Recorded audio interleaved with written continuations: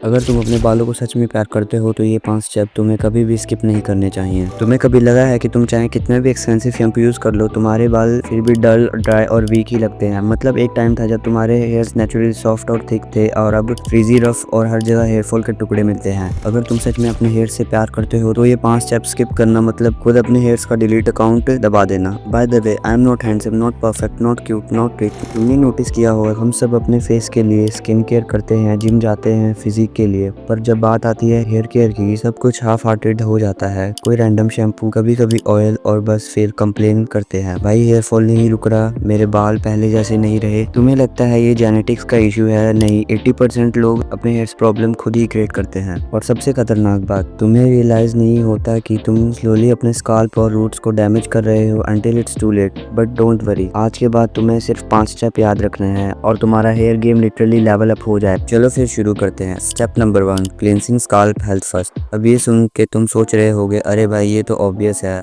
सब shampoo use करते हैं। बट वेट, यही तो सबसे बड़ी गलती होती है। मोस्ट लोग अपने शैम्पू को सिर्फ बालों के लिए ही यूज करते हैं, लेकिन असल में तो शैम्पू स्काल्प के लिए होता है, क्योंकि वही से ऑयल, स्वेट और डेड स्किन जमा होता है, जो अगर क्लीन नहीं हुई तो हेयर्स रूट बंद हो जाते हैं। इमेजिन करो तुम्हारा स्काल्प एक गार्डन की सॉइल जैसा है, अगर सॉइल ही डर्टी है तो प्लांट ग्रो कैसे करेंगे। और एक प्रो टिप, हमेशा mild sulphate free shampoo use करो। वीक में 2 से 3 बार वॉश करना इनफ है। और जब शैम्पू लगाओ सिर्फ टिप्स पे नहीं, अपने स्काल्प को जेंटली मसाज करो। ये मसाज ब्लड सर्कुलेशन बढ़ाता है और हेयर फॉसिल एक्टिवेट रखता है। एक और गलती लोग करते हैं, बहुत ज्यादा शैम्पू, तुम्हारा स्काल्प ड्राई हो जाता है और फिर और ज्यादा ऑयल प्रोड्यूस करता है, जिससे डैंड्रफ और स्टिकनेस बढ़ जाती है। मतलब क्लीन करने गया था और ज्यादा डर्टी बना दिया और अब स्काल्प क्लीन हो गया। एक और स्टेप है जो सब इग्नोर करते हैं और वही तुम्हारे हेयर्स के शाइन और सॉफ्टनेस का असली रीजन होता है। Step number 2, conditioning, lock in, strength and shine. Conditioning का मतलब है अपने हेयर्स को प्रोटेक्शन देना, जैसे एक आर्मर। तुम्हारा शैम्पू डर्ट निकालता है पर उसके बाद तुम्हारे हेयर्स क्यूटिकल्स अपने आप ओपन हो जाते हैं, और अगर तुम कंडीशनिंग नहीं करते तो पॉल्यूशन और ड्राइनेस उन्हें डैमेज कर देते हैं। कंडीशनर उन्हीं कटल्स को सील करता है ताकि तुम्हारे हेयर मॉइस्चर रिटेन करे और स्मूथ रहे। और एक प्रो टिप, कंडीशनर कभी स्काल्प पे मत लगाना, सिर्फ मिड लेंथ से एंड तक यूज करो। और अगर तुम बॉयज हो तो ये सोच रहे हो ये सिर्फ गर्ल्स के लिए है, ब्रो ये माइंडसेट 2005 का है। आज के टाइम में हर अट्रैक्टिव क्लीन लुकिंग बंदा कंडीशनिंग करता है। प्लस तुम लीव इन कंडीशनर या सीरम भी ट्राई कर सकते हो, स्पेशली अगर तुम डेली ट्रैवल करते हो या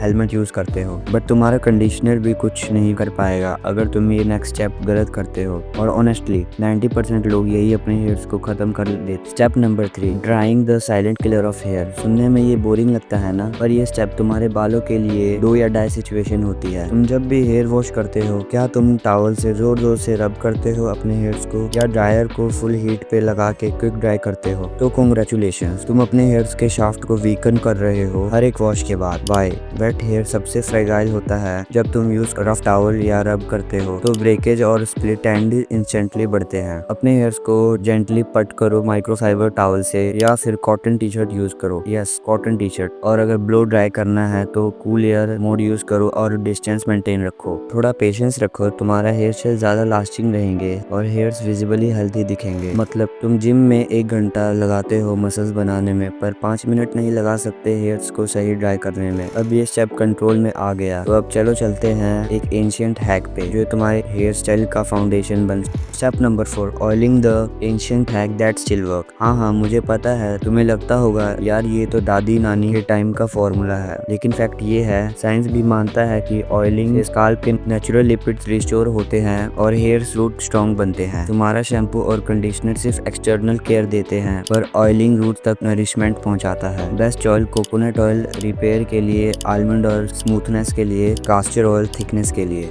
सो हाउ टू यूज? वीक में 1 से 2 बार थोड़ा वार्म करके लगाओ और 30 मिनट्स तक छोड़ दो बिफोर वॉशिंग। और हाँ, ओवरनाइट मत रखो, ज्यादा ऑयल स्काल्प क्लॉग कर सकता है। लेकिन तुम चाहे ये सब कर लो, अगर तुम एक फाइनल स्टेप इग्नोर करते हो तो ये सारे एफर्ट्स वेस्ट जाएंगे, क्योंकि असली हेयर हेल्थ अंदर से आती है। Step number 5, nutrition, the secret most ignore. देखो हेयर केयर सिर्फ शैम्पू और सीरम से नहीं होता। तुम्हारा हेयर एक प्लांट जैसा है और उसका न्यूट्रिशन रूट्स में मिलता है, यानी तुम्हारे फूड से। और अगर तुम प्रॉपरली प्रोटीन, विटामिन और मिनरल्स नहीं ले रहे हो तो कोई भी ऑयल, कंडीशनर या एक्सपेंसिव प्रोडक्ट काम नहीं करेगा। Essential nutrients, protein, egg, paneer, lentils, biotin, nuts, seeds, banana, omega 3, fish fish, chia seeds and iron and zinc, spinach, pumpkin seed. और एक मिथ क्लियर कर दूं, सप्लीमेंट्स तभी काम करते हैं जब तुम्हारा डाइट वीक हो। First focus on your diet, फिर सप्लीमेंट्स कंसीडर करो। और हाँ, हाइड्रेशन भी जरूरी है। Water equals to natural moisturiser, dehydrated body equals to dry hair. Simple logic. तुम वे प्रोटीन शेक पे